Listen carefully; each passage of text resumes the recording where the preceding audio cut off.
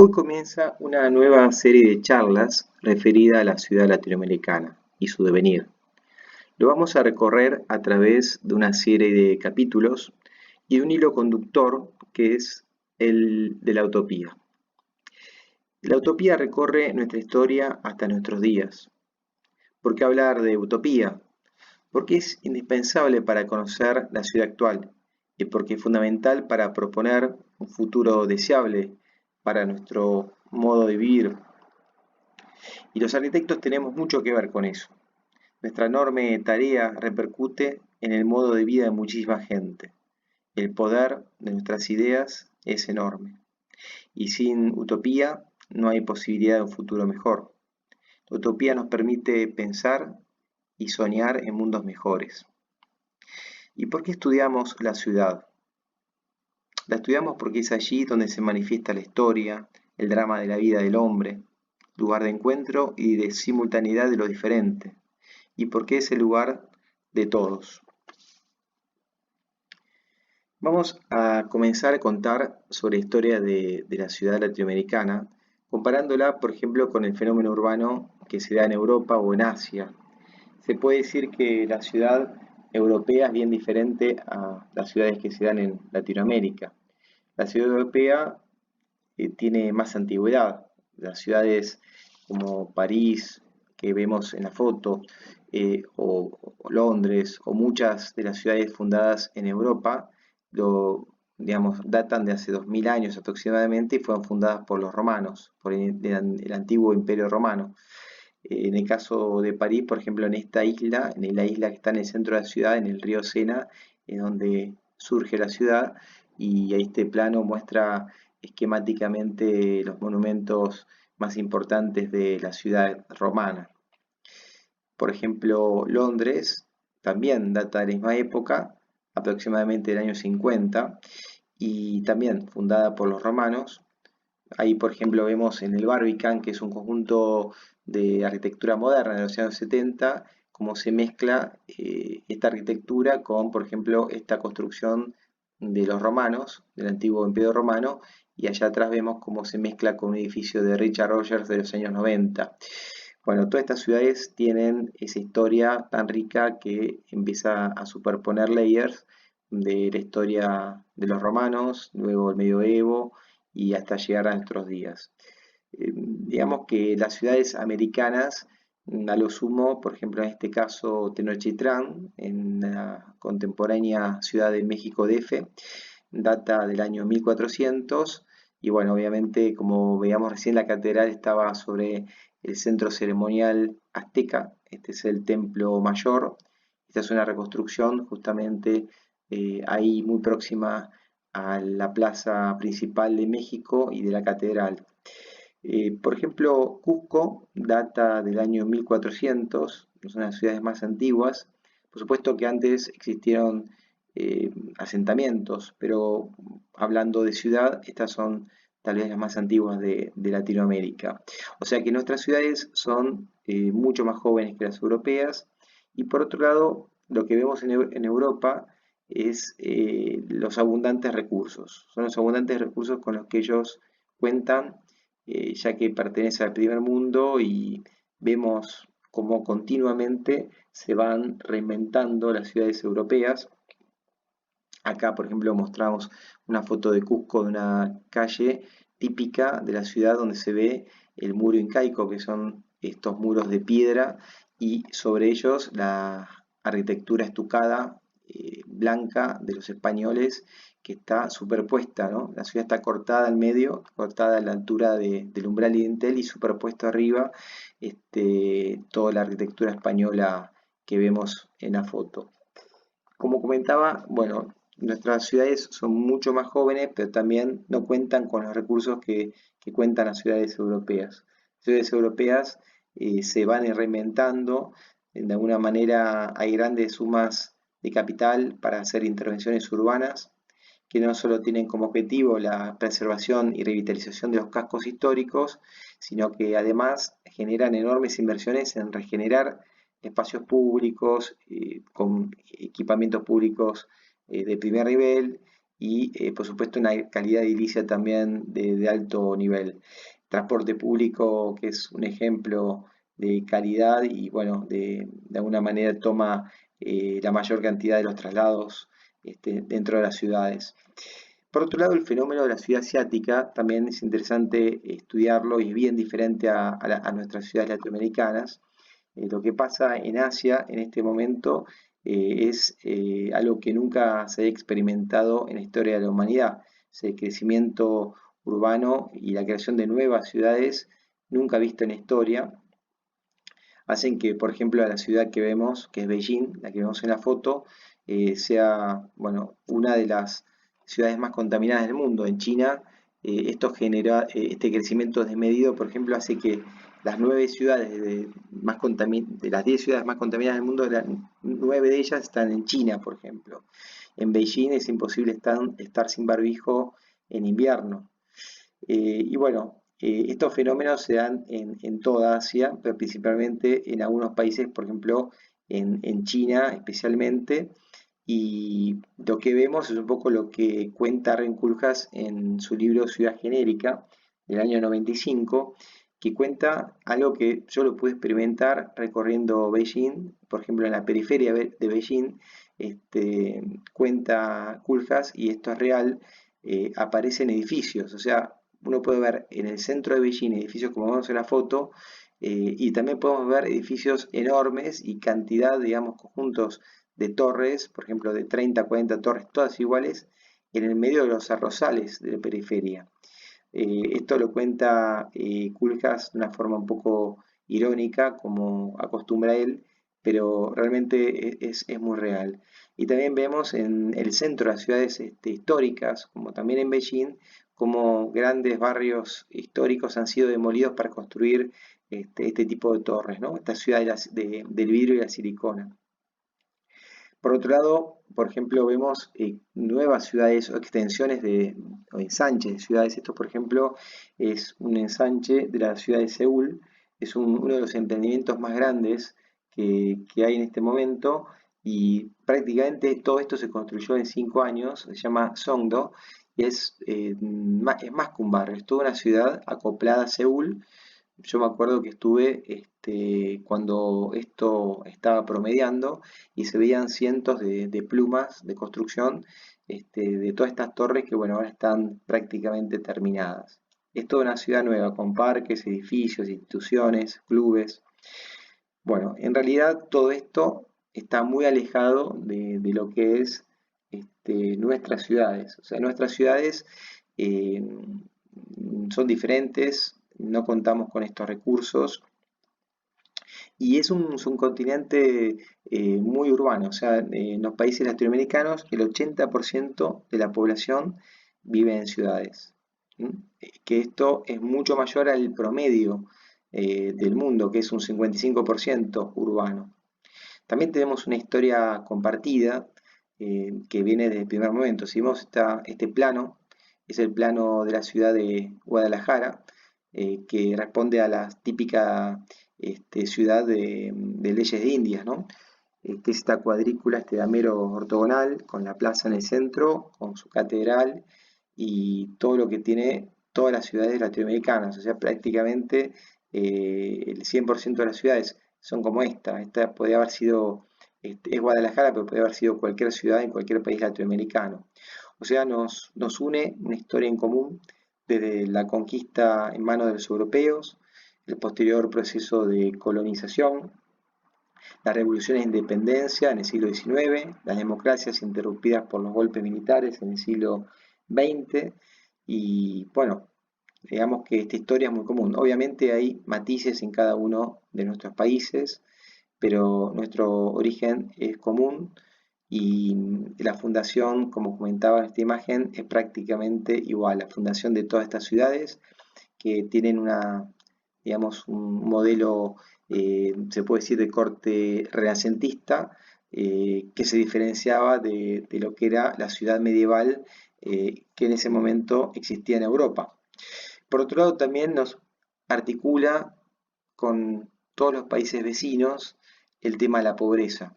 Los grandes problemas que todavía no están resueltos. O sea, por ejemplo, el tema de la pobreza hace que esta favela en Brasil sea muy parecida a esta villa en Buenos Aires, la Villa 31. O sea, no hay una gran diferencia entre una y otra. Y de alguna manera a todo esto se suma el problema de falta de transporte público de calidad, problemas de calidad edilicia, bueno, por supuesto el tema de la falta de espacio público, de equipamientos públicos de calidad, y también se suma esto en las últimas décadas los problemas medioambientales. Todo esto hace que Latinoamérica tenga que solucionar en las próximas décadas estos grandes problemas. Podemos decir que nuestro rol en lo que viene, en la historia que tenemos que escribir, es transformar esta realidad que no nos gusta, empleando toda la creatividad como recurso fundamental, en una región donde los recursos escasean. O sea, atrás de todo movimiento transformador de la ciudad, siempre hay dos componentes.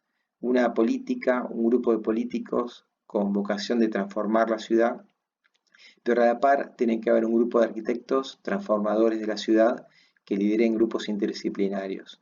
Sin la conjunción de estas dos entidades, no es posible transformar la ciudad. Para esto es necesario concientizar políticas, ser críticos, propositivos. Los grandes problemas de nuestras ciudades no están resueltos y esto es lo que tiene que ser el leitmotiv de las próximas décadas. El primer capítulo se llama Tierra de Utopías. ¿Por qué hablo de utopías cuando estoy hablando de la ciudad latinoamericana? Bueno, en realidad hablo de utopías porque desde el primer momento, para los europeos, América fue tierra fértil de utopías y de teorías que en Europa surgieron, pero era imposible implementar. Europa es un continente que para ellos estaba lleno y para ellos América es un territorio vacío. Vacío que en realidad no estaba vacío porque estaba habitado por una enorme cantidad de culturas con una diversidad también importante. Y veremos al paso de los capítulos de todas estas charlas cómo el hilo conductor de Utopía está siempre presente en las propuestas de ciudad desde el primer momento hasta el presente y el presente más reciente. En principio voy a contar un poco el inicio de Utopía en la historia en relación a las ciudades. Es el primer personaje que planteó ciudades ideales, que por supuesto siempre van acompañadas de un modelo de sociedad ideal, fue Platón, el filósofo griego hace 2500 años. ¿Qué planteó él? Planteó en algunas de sus obras, por ejemplo en La República, planteó una ciudad que se llama Calípolis.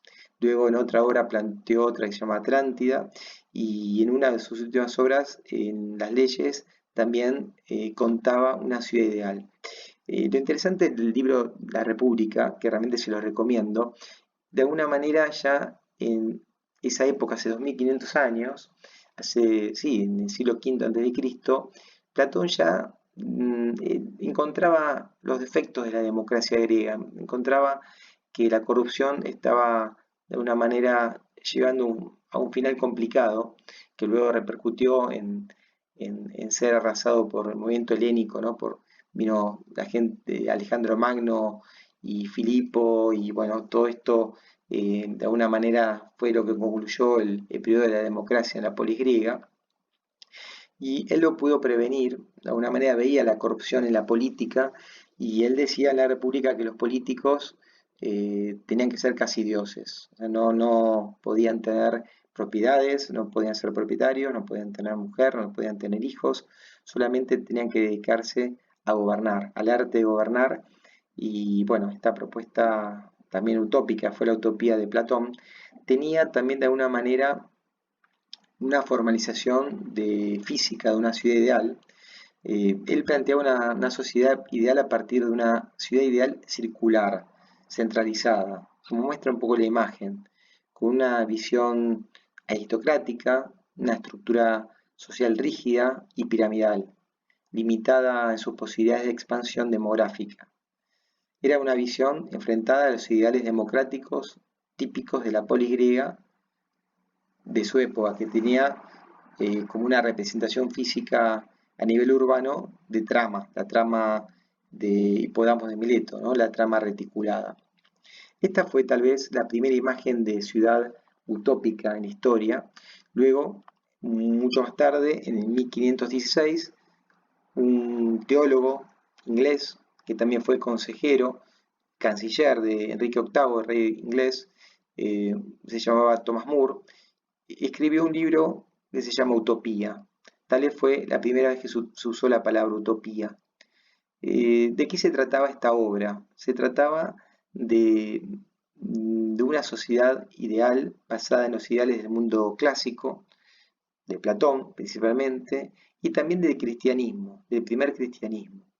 O sea, esta cruza entre Platón y las primeras comunidades cristianas repercutió en el pensamiento de Thomas More para escribir esta obra, donde él se imagina una sociedad perfecta, una sociedad culta, una comunidad pacífica, donde la propiedad de los bienes es comunitaria. O sea, no existen propietarios. Esta fue una utopía que fue simplemente una obra literaria, pero que tuvo una fuerte repercusión justamente pocos años después.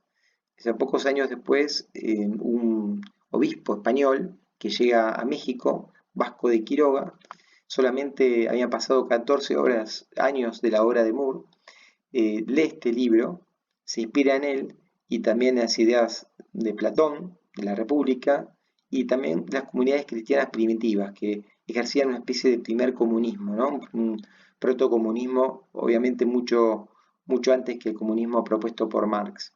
¿Y qué propone Vasco de Quiroga?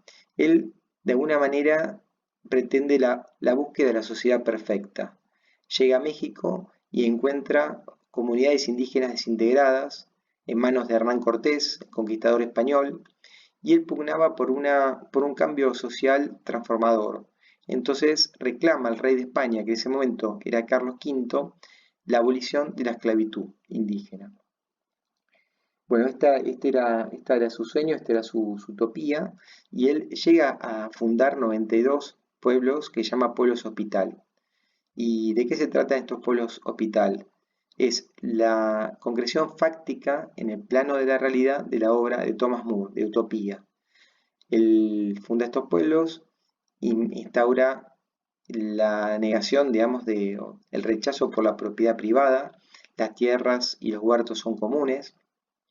Esto lo hace para que nadie padezca hambre, se distribuye todos los productos que salen del mundo rural y del urbano para todos, de forma igualitaria, equitativa. Los habitantes deben rotar el trabajo rural y urbano por tandas para que nadie quede anclado en el campo, el trabajo rudo del campo. El hospital es la gran casa comunal, ¿no? Es el lugar de todos, un sistema de instrucción igualitario que pretende alcanzar la sociedad culta. Esto es muy parecido a lo que plantea Moore. Los pueblos se identifican por sus tareas, hay pueblos que trabajan en artesanado y en economías regionales particulares, diferentes a otros pueblos, y luego se van vertebrando e integrando estas comunidades indígenas e intercambiando los producidos entre unos y otros. Si bien Vasco de Quiroga no logró fundar estos pueblos, no logró terminar con las desigualdades sociales, porque claro, estaba en un contexto histórico que iba para otro lado, que era la explotación generalizada del indígena en toda la región latinoamericana. Bueno, en el siglo XVI y XVII y hasta el siglo XVIII, las utopías planteadas en América tenían un origen religioso. Por ejemplo, esta imagen pertenece a otra gran utopía, que es la utopía de las misiones jesuíticas, que desde el año 1600 y algo hasta 1767 se instaló en el norte de la Argentina, sur de Brasil y un área importante de Paraguay, que para los españoles era una región bastante periférica. Hay bastante coincidencia con lo que plantea Vasco de Quiroga y se fundan 30 pueblos misioneros, ¿no? por la orden religiosa de la Compañía de Jesús. El objetivo principal, ¿cuál era?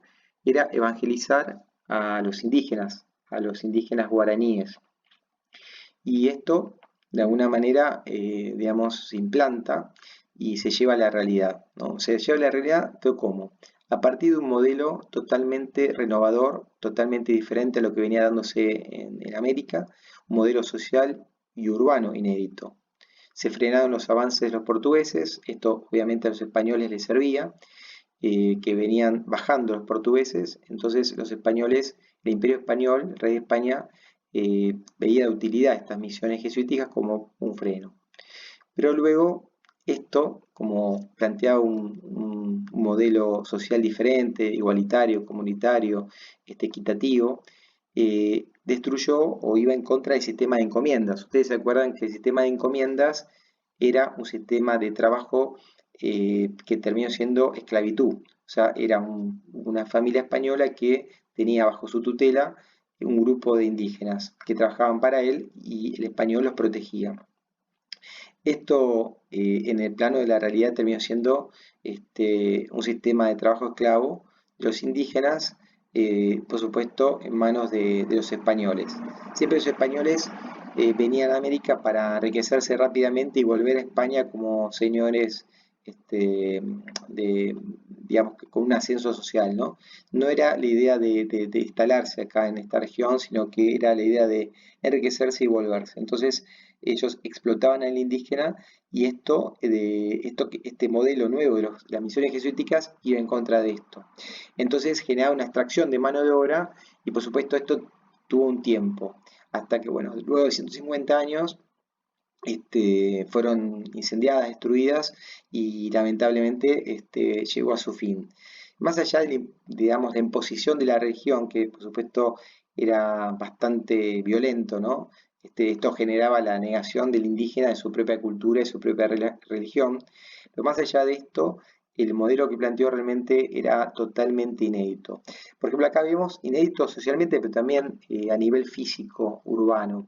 Por ejemplo, lo que planteaban era la negación total de la ciudad típica que venía de las leyes de Indias. Justamente lo que vemos acá es que no existe la manzana típica ni el lote típico, sino que hay una serie de sólidos o tiras que son una especie de viviendas similares a las comunales indígenas, que son tiras de viviendas.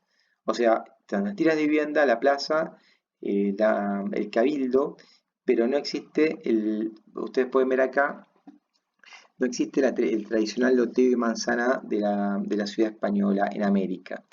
O sea que fue de alguna manera patear el tablero. Acá vemos cuatro planteos de cuatro misiones jesuíticas diferentes y realmente son totalmente típicas. Y toman de alguna manera la vivienda típica guaraní, ¿no? De la cultura guaraní. Y hay un respeto por las formas de conducción guaraníes. O sea, hay un cabildo constituido por los antiguos caciques, ¿no? Guaraníes. Hay autonomía política, hay autarquía económica, realmente son autosuficientes. Esto obviamente no podía durar mucho en el Imperio Español, que era excesivamente centralista. Los pueblos fueron destruidos, como lo muestra una película súper recomendable que es La Misión, una película del año 1986.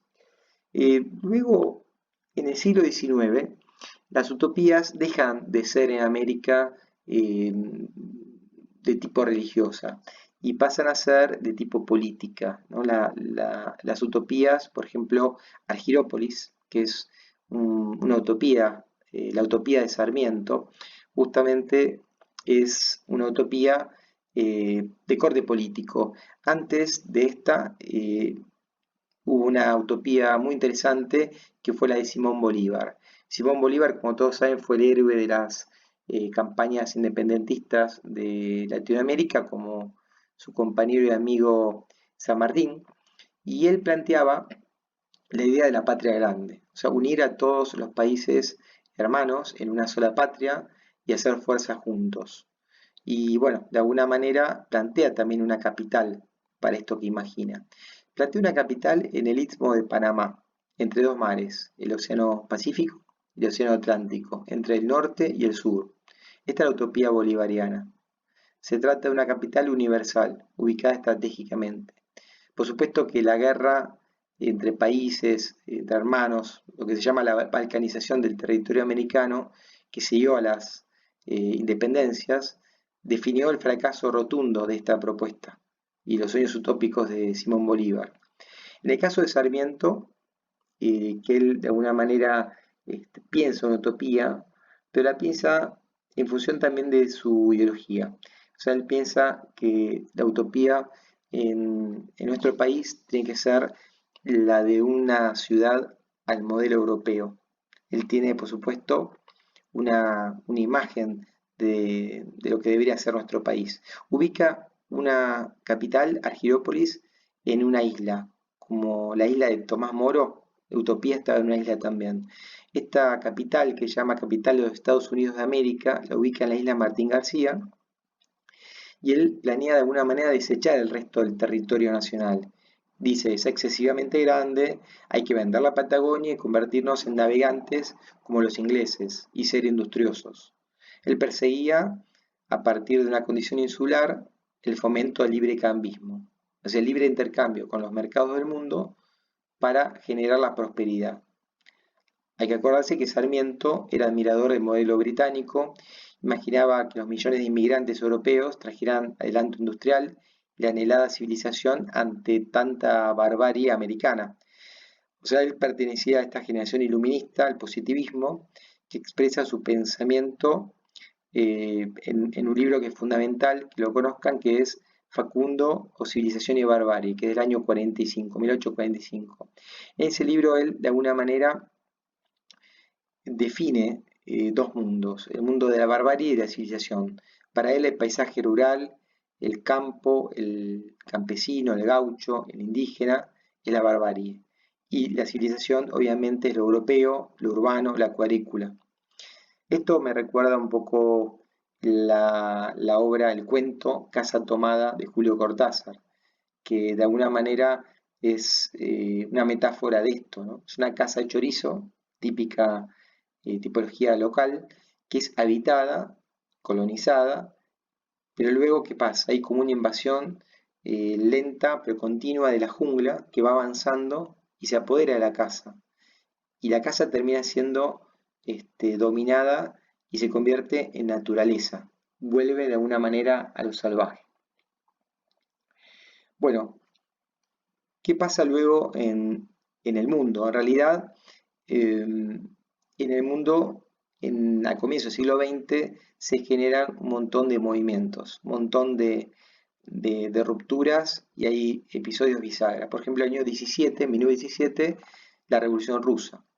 La Revolución Rusa transmitió el entusiasmo por las transformaciones sociales en el mundo, en la Argentina también. Pero antes de esto, ¿qué pasó? Hubo un pequeño episodio o periodo que fue dominado por una serie de pensadores que eran socialistas utópicos. Los socialistas utópicos son una serie de pensadores, no sé si recuerdan, por ejemplo, Owen o Fourier, que en Europa están de alguna manera defraudados por lo que fue la Revolución Francesa, porque la Revolución Francesa fue una revolución que terminó siendo burguesa. Se eliminó a los reyes, digamos, a la dictadura de los reyes, pero el pueblo fue utilizado para generar la revolución, pero luego la burguesía se convirtió en la que se apodera de la revolución francesa. Entonces el socialismo utópico hace la crítica que justamente la sociedad no cambió en el sentido que para el proletariado no cambió, los pobres seguían siendo pobres y quedaban desplazados del poder. Entonces, bueno, el socialismo utópico llamado así a través de un libro de Engels y Marx que escriben, que se llama Del socialismo utópico al socialismo científico. Cuando hablan de socialismo utópico lo hacen de una forma bastante peyorativa, hablando de Saint-Simon, de Fourier, de Owen, estos pensadores, y si bien lo ven como un camino positivo en la historia, ellos van por más y sientan las bases de lo que es para ellos el socialismo científico que genera este nuevo mundo del comunismo, ¿no? O del marxismo. Pero bueno, esto, por ejemplo, repercutió en, bueno, esta es justamente un falasterio que está en Europa y que en Uruguay, por ejemplo, un arquitecto que se llama Andreoni planteaba un conventillo falastero. ¿Qué eran los falasterios? Falasterios eran, digamos, comunidades que estaban de alguna manera regidas por un principio de equidad, donde nadie pasaba hambre, todos trabajaban de una forma este, igualitaria y todo era compartido. Y estas ideas del socialismo utópico repercutió, por ejemplo, en esta imagen del conventillo. O sea, esta cruza del conventillo con el falasterio. El conventillo, como saben, es una tipología típica de, por ejemplo, de Uruguay o de Montevideo, de Buenos Aires, donde todo un montón de inmigrantes llegaban a esta especie de gran conjunto de habitaciones que van rodeando un patio y es este patio el lugar de sociabilidad, ¿no? Es ahí donde se juntan todos. Ese patio se convierte en el centro social de encuentro e intercambio del tano, del polaco, del alemán, del gallego, de todos los que van llegando, y es en los conventillos donde, por ejemplo, se genera el tango, ¿no? Donde se origina el tango, ¿no? Se convierte en un hito en la historia de estos países. Entonces, esta imagen es interesante, pero este otro proyecto que no se lleva a cabo, el Falasterio Conventillo en Montevideo, es una especie de cruza entre el socialismo utópico, estas nuevas ideas sociales de un mundo mejor, un mundo ideal, con tipologías bien locales. De alguna manera también se da en el litoral, en Santa Fe, en Corrientes, Entre Ríos, unas colonias agrícolas sansimonianas, que tienen los principios de San Simón, que es uno de estos socialistas utópicos. Pero ¿qué pasa, digamos, a partir de la Revolución Rusa? En el 1917 la Revolución Rusa, de alguna manera, llega a nuestras tierras, pero acá estaba dominado por un espíritu bien diferente, un espíritu de un país que era la generación del 80, de 1880, hablamos de Mitre, de Sarmiento, que estaban vinculadas a políticas del capitalismo inglés, persiguiendo una economía agroexportadora y una cultura cosmopolita de base eurocéntrica, ¿no? O sea, Argentina quiere ser Europa. Entonces, todos estos movimientos sociales no repercuten tanto acá porque estaba la escena dominada por la generación del 80. Pero surge ciertos episodios, por ejemplo, un francés que llega a nuestras tierras con el seudónimo de Pierre Querul, escribe un libro en 1914 que es La ciudad anarquista americana. Este anarquista imagina una sociedad futura que niega las grandes ciudades como Buenos Aires, y o sea, él dice que las metrópolis son la base de todas las males, de todos los pesares de la sociedad, y proyecta una serie de poblados autónomos que no llegan no pueden llegar a más de 10.000 habitantes. Son autónomos, autosuficientes en lo económico, para lograr la total libertad, la alegría de vivir. Entonces, este es un dibujo que muestra un poco la idea de esta obra, de la ciudad anarquista americana, que también es un planteo higienista, por un lado, que toma las ideas de Hobart de la ciudad jardín de 1902, pero le hace, digamos, la hace anarquista. El anarquismo, la búsqueda de la libertad extrema, es un movimiento que de alguna manera, a través de una gran rebeldía, propone la libertad del individuo y a través de sistemas cooperativos imagina un mundo sin pobres, ¿no? Donde nadie la pasa mal, donde todos pueden tener acceso a una vida digna, de cultura, digamos, de alegría, que obviamente en ese momento es imposible, impensable en el mundo, ¿no? El mundo está dominado por elites, pequeñas elites de mucho poder y bueno, la gran masa de gente que padecía la pobreza y una forma de vivir bastante mala en las ciudades hacinadas del mundo industrial, ¿no? Digamos, la revolución industrial ha generado ciudades terriblemente hacinadas, contaminadas, con industrias en medio de las viviendas y bueno, obviamente las propuestas higienistas de Hobart tiende justamente a cambiar esto. Entonces, la ciudad anarquista propone un centro con los edificios públicos, luego todo ese anillo blanco son los lugares de trabajo y las viviendas están en una periferia que es bien verde, ¿no? Bien conectada con la naturaleza. Es lo atípico que en la ciudad típica jardín, las viviendas están hacia adentro y las industrias están hacia afuera, aisladas en la naturaleza, ¿no? Justamente para no impactar en la vivienda. Pero lo interesante de esta ciudad anarquista es que se caracteriza por lo que no tiene. O sea, es por un lado un precursor ecológico porque imagina que todo esto funciona con energía solar, con energía eólica, con energía hidráulica. Se imagina una sociedad sin gobierno, sin cabeza. No hay administración pública, no hay burocracia. Digamos, es prácticamente una sociedad que se caracteriza más por lo que no tiene que por lo que tiene, ¿sí? Se organiza gracias a un consejo comunal que se reúne una vez por semana y se suprime los poderes centrales, ¿no? Bueno, esta utopía, por supuesto, quedó en los papeles, pero es el ideal del mundo perfecto, ¿no? O sea, no hay ningún poder central ni una élite que domina a la gran masa, sino que todo el mundo se autogobierna. Esto también recuerda a la polis griega, al autogobierno, a lo que habla Castoriadis, que es un politólogo griego que reivindica la democracia griega, ¿no? Donde todo se definía y se decidía en las asambleas y todo el mundo votaba. Por otro lado, podemos decir, como para culminar de alguna manera este capítulo de las utopías, es el fenómeno de Brasilia. Brasilia, de alguna manera, es la gran utopía del desarrollismo, del progreso, que entre el 1955 y 1960 se planea y se construye. O sea, es una ciudad hecha en 5 años, ex novo, de tablero. Bueno, eso es lo alucinante de esta ciudad y se puede decir que está construida a partir del mito del mundo nuevo, ¿no? La construcción de la ciudad perfecta para una sociedad perfecta, para los tiempos modernos. O sea, se consigue como un símbolo presente que realizase un futuro ideal. Brasilia es el sueño de sus creadores, en principio Lucio Costa, que es el urbanista, y luego Oscar Niemeyer, que es su compañero, que desarrolla gran cantidad de los edificios públicos. Y ambos tienen origen comunista. Ambos piensan muy parecido y piensan y tienen la voluntad de transformar la sociedad brasilera, que es muy conservadora, y la quieren convertir en una mucho más justa. Esta propuesta de Brasilia como ciudad casi abstracta, que no tiene nada que ver con el lugar que se implanta, ¿no?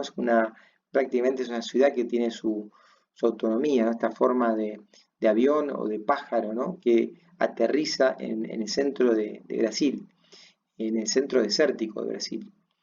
Y de alguna manera recuerda un poco esta idea de la utopía de Thomas More, ¿no? Que en el centro tampoco había nada. Y cuando uno ve esta imagen, en el centro de Brasilia tampoco hay nada. Hay un gran vacío y es impresionante, ¿no? Pues un gran vacío rodeado por edificios públicos y el ideal de igualdad que perseguían sus creadores en el plano de la realidad no se da, lamentablemente no se da y termina siendo el lugar de la desigualdad, ¿no? Brasilia es el lugar de la desigualdad extrema, ya que en el interior de Brasilia solo vive la quinta parte de la población. El resto habita en ciudades periféricas que están alrededor de Brasilia, donde los sueldos de la periferia son la décima parte de los sueldos promedio de la gente que vive en la ciudad de Brasilia, en la que están viendo la foto. O sea, los privilegiados o la elite de la gente que vive en el centro, muy vinculada también al mundo de la política, del gobierno, es 10 veces más alto que el promedio del sueldo de la gente que vive en la periferia. La gente que vive en la periferia vive en estas ciudades, ¿no? Muy pobres, justamente la utopía de Niemeyer y Lucio Costa fracasó. Y también se puede hablar que también Brasilia es la utopía del movimiento moderno, porque en realidad Brasilia es la ciudad que imaginaba Le Corbusier, la ciudad que imaginaba el movimiento moderno a través de los CIAM, ¿no? De estos congresos internacionales de arquitectura moderna, ¿Qué planteaban ellos? Planteaban una ciudad donde las funciones estén ordenadas, estén separadas, donde se trabaja, donde se habita, donde se estudia, donde se recrea. Todas las funciones estaban escindidas. Es lo que se llama zoning. Y este experimento, concretado en el plano de realidad de Brasilia, es justamente el planteo del Siam, es una de las ciudades que más representan estas ideas. Bueno, también se puede decir que esta ciudad abstracta, que estos grandes planos públicos, verdes, que terminan siendo el fondo de la figura. La figura son los edificios, lo sólido, lo construido, y lo que queda, el residuo, es el espacio vacío, que justamente no es protagonista, es fondo y no figura. Es todo lo contrario a la ciudad tradicional, ¿no? Imaginen una piazzetta italiana, en una ciudad medieval italiana, y compárenla con esta plaza, ¿no? Esta plaza no hay forma de que uno se sienta en un recinto. Realmente uno no se siente contenido. No van a ver nunca gente caminando en Brasilia. Brasilia es el lugar del auto, del automóvil. Es una ciudad abstracta. Realmente es un gran fracaso porque nunca ha logrado tener química urbana. Es una ciudad que no está hecha para los hombres. Bueno, en función de esto y para terminar con este capítulo, quería comentarles un artículo escrito en referencia a esto por Christopher Alexander. Es un arquitecto que, bueno, además de arquitecto, es un gran pensador, reflexivo, y siempre rechazaba esta ciudad del Siam, y hablaba en su texto La ciudad no es un árbol, del año 1965. Hablaba de un árbol, pero no un árbol como el que ustedes pueden imaginarse, verde, con hojas, sino como un modelo de pensamiento. Habla de ciudades naturales y las diferencias de las ciudades artificiales. ¿Cuáles son las ciudades naturales? Él habla de Siena, de Kioto, de Manhattan. Son las ciudades que se han levantado espontáneamente a lo largo de muchos años. Y las ciudades artificiales son bien diferentes, dice. Son, por ejemplo, Chandigarh, las New Towns británicas. Podría haber sido Brasilia, no lo dice porque, bueno, era muy reciente, un fenómeno muy reciente. Seguramente no había perspectiva histórica para incluirla, pero seguramente lo hubiese incluido si lo hubiese estudiado o visto.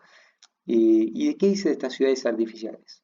Dice que han sido creadas deliberadamente por diseñadores y planificadores, que son ciudades, lo que se llama ex novo, o sea, inventadas por la cabeza de un grupo de creadores muy pequeño.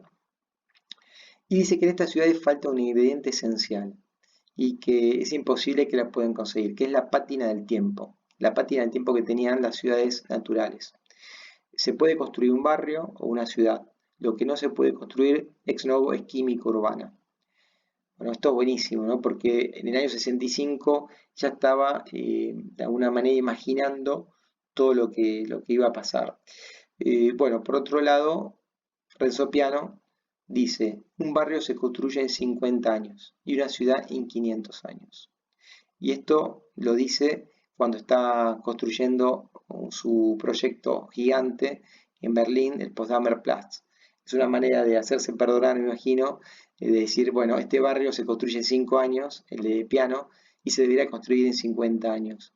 Es un poco parecido a lo que en el libro de la década de 60, Aldo Rossi, La arquitectura de la ciudad, la ciudad la define como una gran obra de arte construida y creada por generación en generación a través de los siglos.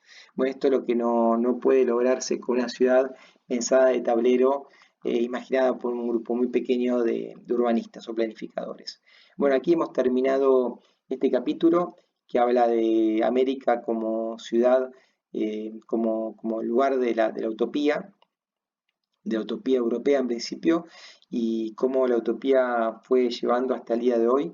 Y luego en otros capítulos vamos a seguir hablando de esto, de cómo sigue esta historia hasta nuestros días, y vamos a hablar también de Buenos Aires.